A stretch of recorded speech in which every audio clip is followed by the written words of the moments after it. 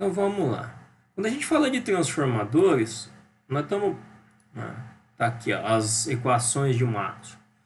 Nós estamos analisando basicamente fenômenos magnéticos. Tá? A gente não tem aqui movimento mecânico, igual acontece em máquinas girantes, né, em motores.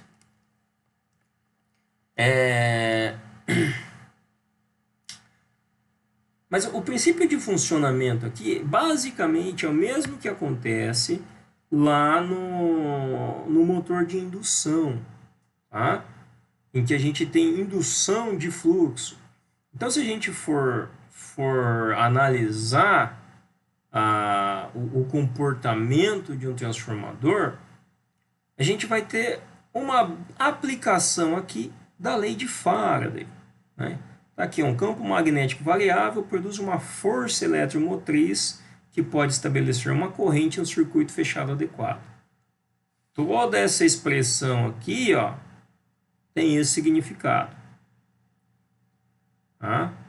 Então, nós não vamos estudar a expressão em si, né, a matemática que está por trás, até porque isso, se fosse para ser feito, deveria ter sido feito lá quando vocês viram eletromagnetismo, mas eu sei que na disciplina de máquinas não tem muito tempo, tá? Mas o fenômeno que está envolvido que é o importante.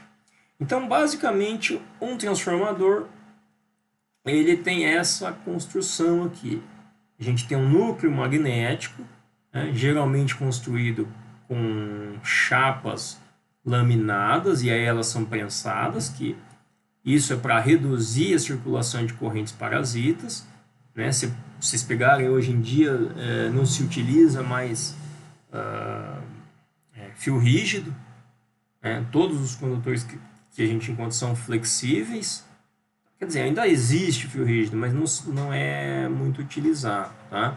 Por quê? Quando você diminui a área, a superfície, perdão, a área transversal do condutor, né, segmentando ele em vários fiozinhos lá, você aumenta a superfície desse condutor.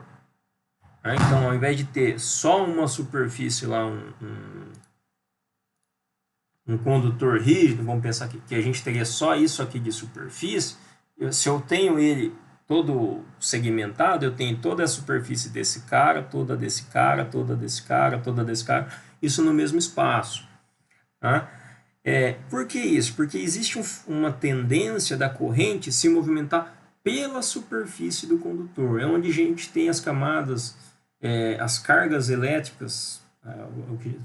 Se fosse falar em semicondutores, seriam as camadas de valência, se for pensar na física da coisa, que é onde você tem um movimento mais fácil dessas cargas, tá? Do que no meio do material. Então, a laminação dessas chapas tem essa ideia de permitir a circulação fácil, né, mais facilitada do fluxo magnético. Então, observa que quando a gente fala de condutores, a gente fala em circulação de corrente, quando a gente fala de circuitos do núcleo do transformador, a gente está falando em circulação de fluxo eletromagnético. Tá? Como é que isso aqui vai funcionar? A gente tem dois enrolamentos, um chamado de primário e o outro chamado de secundário. Né? Quando a gente alimenta o enrolamento do primário, vai circular por aqui uma corrente elétrica, né? Então circula por esse enrolamento uma corrente elétrica. Observa que da forma como está desenhado ali, ó, né, a gente aplica a regra da mão direita, ó, a corrente está circulando nesse sentido, ela entra por cima ali no meio do transformador e dá a volta aqui. Então o dedão vai indicar o sentido do fluxo magnético, que é o que está ilustrado ali na figura. Então esse fluxo magnético vai circular em sentido horário ali no nosso núcleo, e quando ele atravessa o enrolamento secundário, ele vai, né, induzir a circulação de corrente nesse enrolamento. Tá? E provoca, portanto, né, já que esse enrolamento está todo enrolado aqui, ele tem um comportamento de um indutor e o condutor apresenta uma resistência, isso vai fazer com que apareça aqui nos terminais dele uma tensão. Então, basicamente, o que a gente tem aqui é uma corrente circulando em um enrolamento que induz um fluxo magnético que é capturado pelo outro enrolamento que vai então sofrer a indução de uma corrente e, portanto, uma tensão nos seus terminais. É um fenômeno muito parecido, né, com o que a gente observa nos motores, com a diferença que lá a gente tem duas partes, uma parte fixa e uma parte móvel. Aqui não, a gente tem todo mundo fixo, ok? Então, esse é o princípio de funcionamento de um transformador. Se a gente for pegar o princípio de funcionamento dos dispositivos eletromagnéticos que a gente vai utilizar, como os contatores, é algo desse tipo que acontece.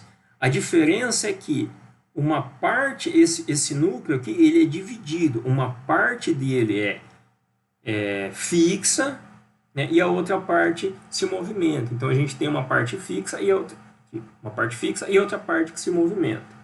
Os enrolamentos vão estar aqui na parte fixa. A hora que a gente alimenta a bobina lá do contator, ele vai então induzir um campo magnético nessa parte aqui do núcleo e por conta desse magnetismo vai atrair a parte móvel. E aí é onde ocorre o que a gente chama de atracamento do contator. Tá? Então é basicamente um transformador cortado no meio que a gente tem lá no contator.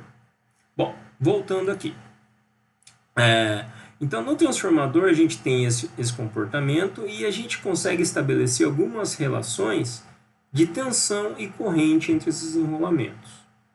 Tá? Essas relações de tensão e corrente, elas dependem do número de espiras de cada enrolamento. Por quê? Quanto mais voltas a gente tem aqui, vamos pensar assim, ó, tem um campo magnético circulando por aqui. Se eu tiver 10 voltas aqui no meu enrolamento, esse campo vai passar, é como se ele passasse 10 vezes, né? Ele vai estar multiplicado por 10 aqui, na hora que ele atravessa a minha bobina. Então, o que ele vai induzir é um determinado valor de tensão. Se eu tiver 20 voltas, é como se ele passasse 20 vezes aqui. Se eu tiver 50 voltas, é como se ele passasse 50 vezes aqui. Então, quanto mais voltas a gente tem no nosso enrolamento, mais vezes a gente consegue capturar esse fluxo magnético. E, portanto, maior vai ser a tensão que aparece nos terminais do nosso enrolamento. Ok? Com a corrente ocorre o fenômeno contrário. Tá? Porque se eu tenho aqui várias voltas, essa corrente é como se... Né, para gerar esse mesmo campo, eu preciso de uma corrente menorzinha aqui, porque ela vai circular isso aqui várias vezes. Então, quanto mais voltas eu tenho, menor vai ser a corrente que eu preciso. Se eu der uma volta só, eu vou precisar, vamos supor, de 100 amperes para induzir um fluxo que eu preciso aqui. Se eu der 10 voltas aqui, observa que essa corrente vai circular o meu núcleo 10 vezes. Então eu já não preciso mais de 100 amperes, eu preciso de 10.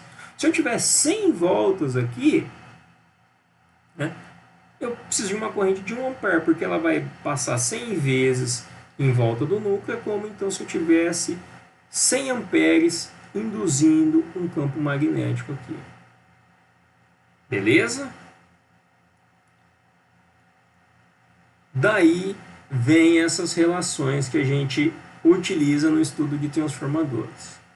As tensões são diretamente proporcionais ao número de enrolamento, ao número de bobinas, né, ao número de espiras dos enrolamentos. As correntes nos enrolamentos são inversamente proporcionais ao número de espiras no enrolamento. E as impedâncias, eu não vou deduzir a equação aqui para vocês, que acho que vocês já viram isso lá em máquinas elétricas, né? Mas as impedâncias são proporcionais ao quadrado da relação de espiras. Tá? Então, isso basicamente é o que acontece num transformador. Bom, quando a gente vai representar um transformador, a gente tem alguns símbolos aí que podem ser utilizados. Em geral, esse símbolo aqui das duas bolinhas é utilizado quando a gente trabalha com instalações elétricas. Tá? Em circuitos, isso aqui é um diagrama unifilar. Então, observe que isso aqui é um transformador trifásico, tem 3 risquinhos aqui, tá? Para indicar que ele é trifásico. Tá? Quando a gente vai montar um circuito, a gente trabalha com o diagrama, né, com a representação dele, ou aqui por meio das espiras, né, das bobinas, ou representando essas bobinas pelas suas impedâncias. Tá? Mas aí a gente tem os terminais. Tá? Então, se for trifásico, tá aqui, a gente tem todos os enrolamentos e as conexões de entrada e de saída. E aqui as ligações do transformador. Okay? O que a gente vai utilizar lá quando a gente chegar na partida compensadora com alto tráfego é um autotransformador. Qual é a diferença dele para um transformador comum? Opa, não é esse aqui. No transformador de potência, a gente tem lá os 2 enrolamentos. No autotransformador, a gente vai ter um único enrolamento, tá? E aqui, nesse enrolamento, nós vamos ter derivações. O que significa? Vai ter algum pontinho aqui no meio dessa bobina que vai ter um fiozinho ligado e saindo aqui. Então, nós vamos ter várias derivações. E a gente vai pegar, então, a tensão de saída do transformador nessas derivações. A gente alimenta aqui a bobina toda, tá? Na entrada, e aí a tensão de saída a gente vai pegar dessas derivações que aparecem aqui. Então vai ter uma aqui que representa, por exemplo, 30% de todas as voltas. Se a gente tem aqui na bobina completa 100 voltas, tem uma derivação aqui com 30 voltas. Então aqui eu vou ter 30% da tensão. Vou ter uma com 50 voltas, eu vou ter 50% da tensão. Vou ter uma com 80 voltas, eu vou ter 80% da tensão. Tá? Então, construtivamente, essa é a diferença de um autotransformador para um transformador de potencial. A gente vai ter um único enrolamento e nesse enrolamento a gente vai ter essas derivações. Tá? E aí, quando a gente trabalha com partida compensadora, é um autotransformador que nós vamos utilizar. Né? Por fim, mais não menos importante, vocês devem ter visto lá, né, em máquinas elétricas 2 parâmetros importantes, né, na hora de se analisar um transformador, que é o rendimento, que é basicamente relação de potência de saída com potência de entrada, como em qualquer outro equipamento ou processo, tá? E a regulação de tensão. A regulação de tensão representa para nós a queda de tensão que um transformador vai sofrer quando a gente conectar carga nele.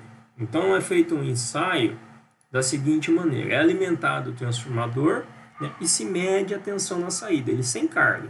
Então a gente alimenta a entrada e mede a tensão que tem na saída.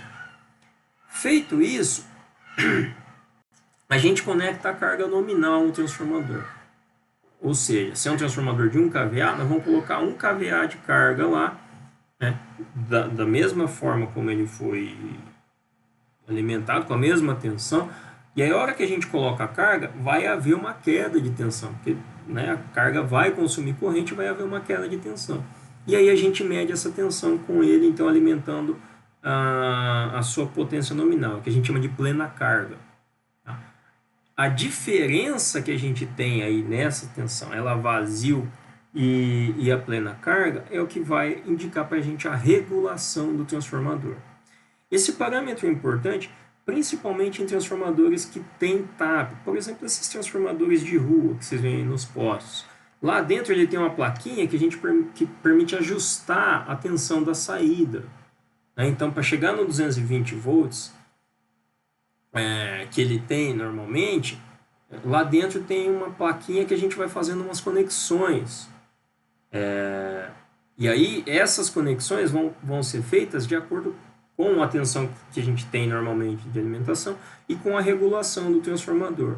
Por quê? Se ele sofre uma queda muito grande quando ele está a plena carga, eu preciso deixar ele a vazio com uma tensão maior na saída. Então, ao invés de 220, vamos supor, eu vou deixar ele com 235, porque a hora que ele estiver lá no 230, não dá para exagerar também, né? Com 230, porque a hora que ele estiver em plena carga, ele vai chegar ali em 215. Né? Então, essa queda é a regulação. Agora, se eu tenho um transformador que ele tem uma queda menor, eu não preciso regular ele lá para 210. Eu posso regular ele, sei lá, para 202. Cara, de 220, eu posso regular ele para 225. Né? Então, ao invés de jogar para 230, eu jogo para 225. Porque aí, como a queda é menor, a hora que ele tiver plena carga, ele vai chegar lá nos mesmos 215. Né? Se eu jogo ele para 230, eu vou ter momentos do dia que eu estou com a tensão muito elevada nos consumidores. Então, esse é o parâmetro importante para fazer esse tipo de adequação na ligação do transformador. Beleza?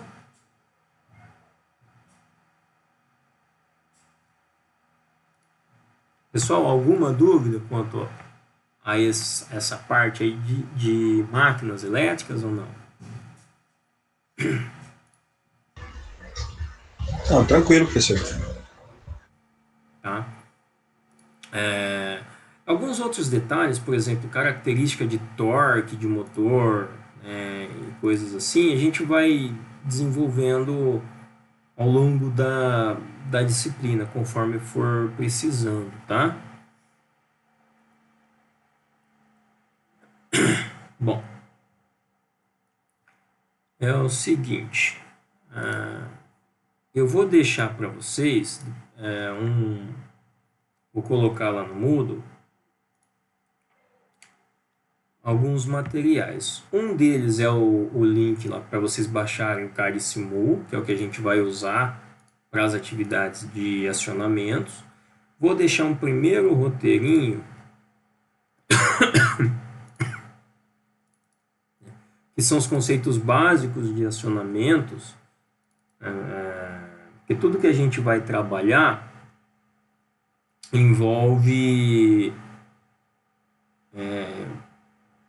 abertura e fechamento de contatos, tá? Então, tudo que a gente vai ver na parte de comando é algo que lembra muito o estudo que vocês fizeram lá de eletrônica digital, que tinha lá zeros e uns. A diferença é que aqui a gente tem aberto e fechado.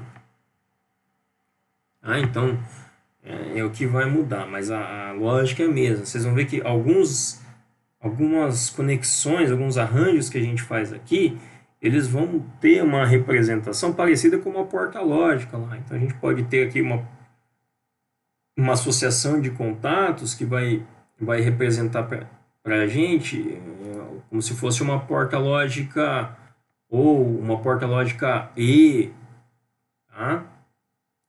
Então, a gente vai fazer essa associação. Deixa eu só voltar aqui. Ainda está cedo. Então, eu vou deixar esse material que eu vou deixar lá para vocês, que aqui a gente vai começar, então, o estudo dos circuitos de acionamento propriamente ditos. Tá? Então, isso que está aí é um circuito simplesinho para partida direta de um motor de indução. Tá? Todo circuito de acionamentos, ele tem dispositivos de seccionamento, que são usados para a gente abrir o circuito. Por exemplo, um disjuntor. A gente pode usar um disjuntor no circuito para fazer o seccionamento, ou seja, a abertura e o fechamento desse circuito, de modo que, se eu preciso realizar uma manutenção aqui no motor, eu desligo esse disjuntor e vou fazer essa manutenção de uma forma tranquila, sem risco de choques elétricos. Né? Isso pode ser disjuntor, a gente pode ter chaves seccionadoras. Tá? Em geral, elas devem ser operadas a vazio, ou seja, com o motor parado. Tá? Existem dispositivos que podem ser manobrados, que podem fazer a interrupção do circuito com carga.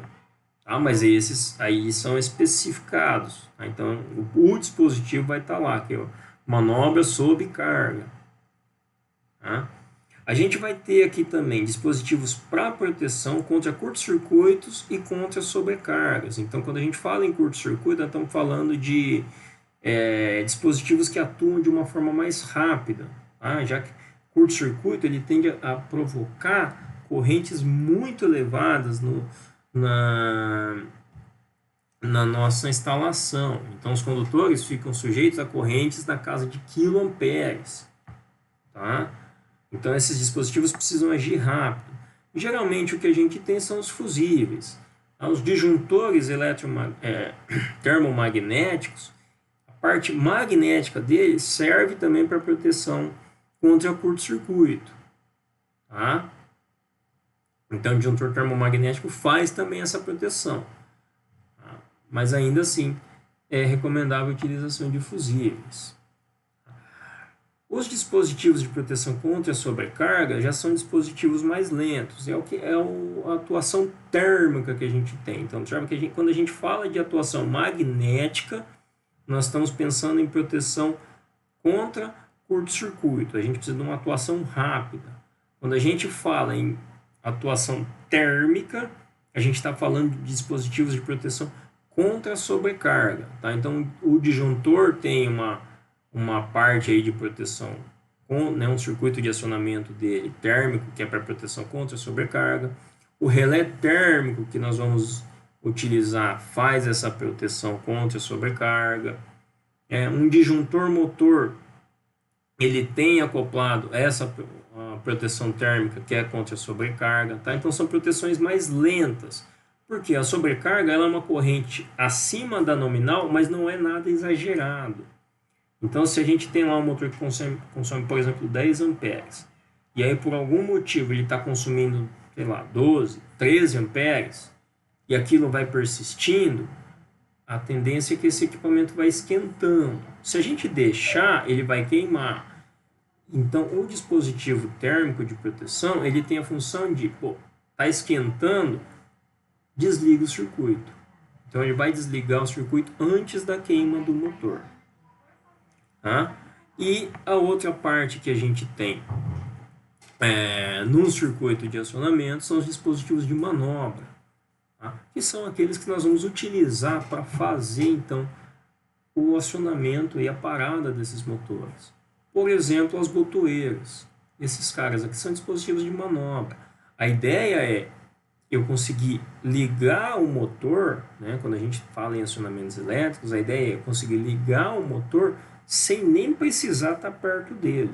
Eu vou no botãozinho, eu não vou me expor a correntes elevadas, porque o que passa aqui no circuito de comando são correntes pequenininhas que vão alimentar simplesmente bobinas de contatores, bobinas de relés, lâmpadas de sinalização.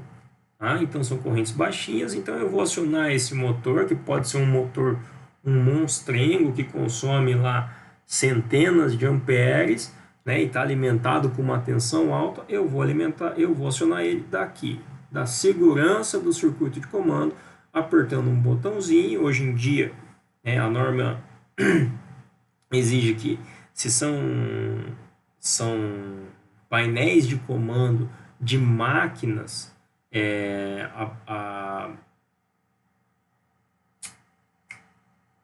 as bobinas aqui, elas têm que ser de tensão baixa, né? Quando a gente fala baixa, entenda-se 24 volts, ou seja, o risco que eu tenho aqui é quase zero, né? Então, a ideia dos circuitos de acionamento é exatamente isso, tá? E aí, para fazer o acionamento, a gente vai precisar de dispositivos de seccionamento, para poder abrir o circuito e realizar manutenção, coisa do tipo quando necessário, dispositivos de proteção contra curto-circuito, contra sobrecarga, tá? E dispositivos de manobra. Observem que essa sequência que está aqui, ela não está aqui de forma aleatória, mas é a sequência que a gente segue na hora de construir o circuito. Tá? Então, os dispositivos de seccionamento tem que ser o que está mais próximo lá da rede de alimentação e o mais longe da carga. É o primeiro que vem aqui na linha quando a gente começa a construir o circuito. Depois vem as proteções de curto-circuito. Tá? Por quê? A proteção de curto-circuito, ela na verdade, ela serve para proteger a instalação de uma falha aqui no equipamento. Então, quando a gente fala em curto-circuito, nós não estamos pensando em proteger o motor. Nós estamos pensando em proteger a instalação.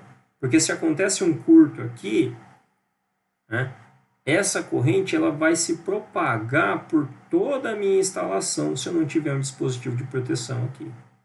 E aí eu posso ter danos muito maiores. Tá? Então, proteção contra curto-circuito vai proteger a instalação. A proteção contra a sobrecarga, essa sim, vai proteger o equipamento. Porque se ele está trabalhando com uma corrente um pouco acima e começa a esquentar, a atuação dos dispositivos térmicos é desligar para que não ocorra queima do motor. Tá? Então, dispositivos de proteção contra curto-circuito protegem a instalação, dispositivos de proteção contra a sobrecarga protegem o equipamento. E, por fim, os dispositivos de manobra, que são aqueles onde a gente vai manusear, né, e fazer o acionamento do motor. Diga. Alguma dúvida? Alguém tinha aberto o microfone aí? Não, foi a Rosângela que abriu. Não, desculpa, professor, foi o menino que mexeu aqui. Ah, menino faz arte, normal. Pô, mas seu menino já tá grande assim, Ronaldo? Vai fazer 3 anos semana que vem. Ah, então já tá arteiro. Tá bom, tá gostoso então. Bom, vamos lá. Então, quando a gente fala em comandos elétricos, né, em acionamentos elétricos, nós vamos trabalhar com duas partes aqui, com dois diagramas. Um diagrama de potência, que é onde a gente tem os dispositivos que vão fazer a proteção e o acionamento no circuito que alimenta o motor. Então, toda a corrente do motor vai passar por esses dispositivos. Né? Na hora que a gente for dimensionar o disjuntor, ele precisa suportar a corrente consumida pelo motor. Na hora que a gente vai dimensionar o relé térmico, ele precisa suportar a corrente consumida pelo motor. Tá? Então, esses dispositivos aqui estão sujeitos à corrente do motor. O diagrama de comando, como o próprio nome diz, é onde a gente vai desenvolver a lógica para comandar o funcionamento desse motor. Aqui, como a gente só alimenta bobina de contator, bobina de relé, lâmpadazinha, buzininha, essas coiseiras aí, a corrente que tem aqui é baixinha. Tá? Então, quando a gente dimensiona, por exemplo, um disjuntor para fazer o seccionamento e a proteção aqui desse circuito de comando, eu não preciso me preocupar em dimensionar esse disjuntor com a mesma corrente que o motor consome. Se o motor consome lá 50 amperes, eu não preciso de um disjuntor de 50 amperes aqui. Porque a potência toda que ele está consumindo está aqui, no diagrama de potência. Não passa por aqui. Aqui eu posso ter um disjuntor, sei lá, de 2 amperes. Tá? Outra diferença é que dispositivos que são específicos para o circuito de comandos são monofásicos ou bifásicos, dependendo da forma que a gente tem a alimentação. Os dispositivos para o diagrama de potência são trifásicos. Tá? Acontece que vários dos dispositivos, a maioria deles, vão fazer parte tanto do diagrama de potência quanto do diagrama de comando. Se a gente olhar, por exemplo, aqui o contator K1, né? O contator a gente representa aqui a bobina dele no diagrama de comando por esse retângulo. Tá?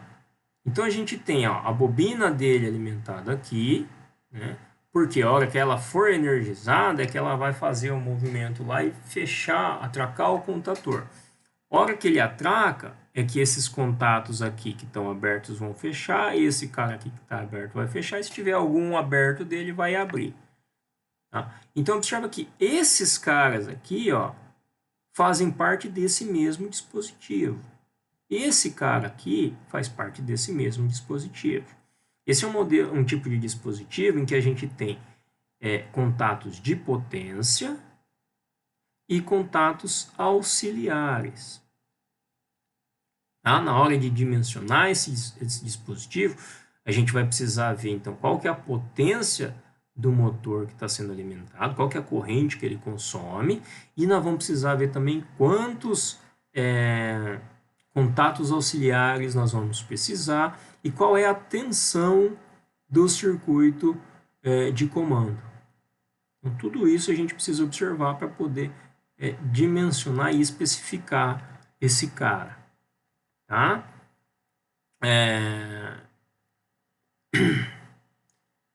Tranquilo até aqui, pessoal?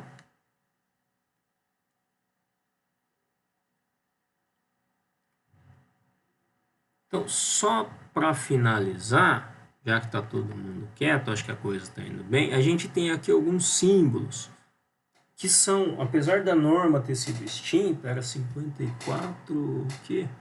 5280, ela foi cancelada. Tá? Esses símbolos continuam sendo utilizados, já se tornaram padrão. Então aqui tem alguns símbolos para vocês poderem ir memorizando, né? De botoeira, né? Normalmente aberta ou normalmente fechada. Então esse comportamento aqui, normalmente aberto e normalmente fechado, vai valer para qualquer tipo de contato, né? O que aparece aqui é o botãozinho que vai identificar aquela botoeira. Aqui é uma botoeira com retorno por mola. Aqui contatos tripolares, não? Então são os contatos de potência que a gente tem. Fusível, aqui, ó, bobina, tá? Então acionamento eletromagnético. Então bobina de contator vai ter essa cara. Tá?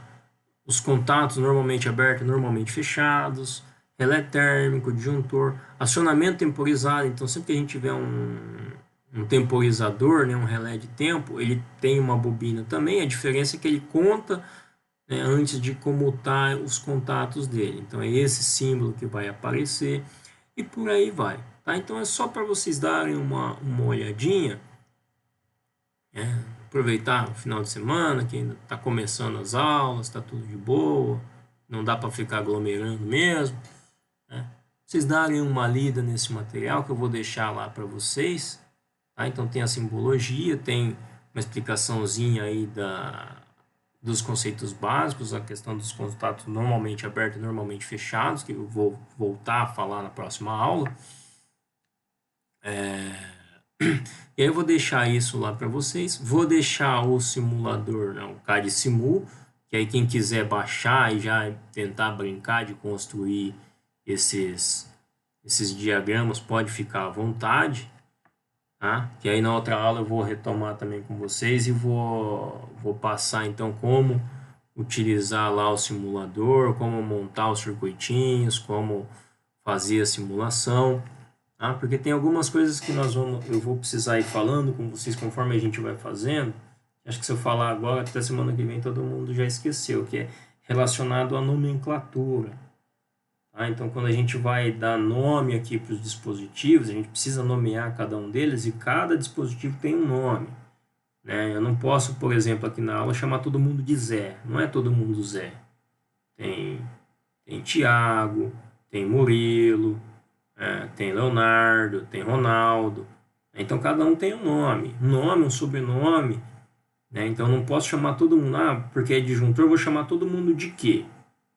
Só que, não, se esse aqui é um disjuntor, chamo ele de Q1. Esse cara é outro disjuntor, eu chamo ele de Q2. Então tem aqui uma lista, ó, de letras, né, que são símbolos que servem para representar dispositivos específicos. Então dispositivos de proteção a gente usa F.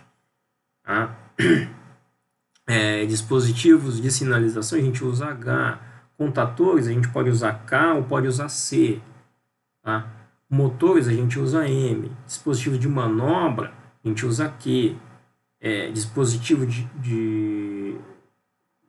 de manobra, né, lá no diagrama de comando, a gente usa S, ou B, né, quando é botoeiro. Transformador, a gente usa T. Dependendo de quem vai fazer, quem vai montar o circuito, quem vai construir o diagrama, acaba usando o T para temporizador. Tem outros que usam KT. Tá? Então, além do símbolo de letra, é muito importante ter correto o símbolo gráfico, tá? O desenho. Né? E aí, além disso, também a numeração. Então, cada dispositivo, ó, então, se isso aqui é um disjuntor, eu chamo de Q1. Esse aqui é outro disjuntor, que não tem nada a ver com o primeiro, vou chamar de Q2. Se eu tiver um outro disjuntor aqui, Q3, e por aí vai. Já para dispositivos para contatos, né, partes que fazem, elementos que fazem parte de um mesmo dispositivo, por exemplo, o contator. Aqui está a bobina do contator, K1. E aí eu tenho a entrada da bobina A1 e a saída A2. Aqui eu tenho um contato auxiliar normalmente aberto de K1. E aí tem aqui 13 e 14. Tá? O primeiro algarismo representa o número daquele contato auxiliar. Então, se esse é o primeiro contato auxiliar que eu estou usando desse dispositivo, eu começo com 1. Se eu for usar mais um aqui, vou começar com 2. Se for usar outro, começa com 3 e por aí vai. Tá? E o segundo algarismo representa o tipo de contato. 3 e 4 é um contato normalmente aberto. 1 e 2 é um contato normalmente fechado. Okay? Isso olhando para o circuito de comando. No circuito de potência, ó, a gente tem aqui, ó, esse cara faz parte de K1, então ele tem que ter o nome aqui K1 para estar associado com esse cara aqui. Porque na simulação, a hora que essa bobina for energizada, todos os contatos que estão associados a ela vão mudar de estado. Então, se esse cara aqui é K1 e esse é K1, esse aqui vai mudar de estado quando eu energizar essa bobina. Tá? E observa que a gente tem uma diferença aqui, ó, na numeração dos contatos de potência. Tá? Aqui a gente vai ter 1, entra 1, sai 2, entra 3, sai 4, entra 5, sai 6. Tá? E é um pouquinho diferente também da numeração dos motores. Cadê se a plaquinha está aqui? Ih, fechei a plaquinha.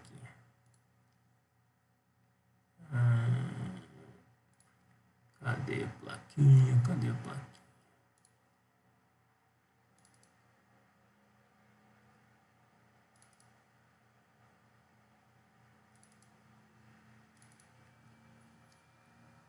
E aí isso pode acabar... aqui está em um VW, mas tem motores que a numeração dele vem 1, 2, 3, 4, 5, 6. Ou seja, entra 1, sai 4, entra 2, sai 5, entra 3, sai 6. Tá? Então, apesar de... né, como não existe uma norma definindo isso, a gente tem esse tipo de problema. Mas aí é questão de ficar atento e associar a numeração com a representação gráfica. Beleza? Aos pouquinhos a gente vai se habituando a isso. Ok? Pessoal, alguma dúvida aqui? Não? Não, tá suave.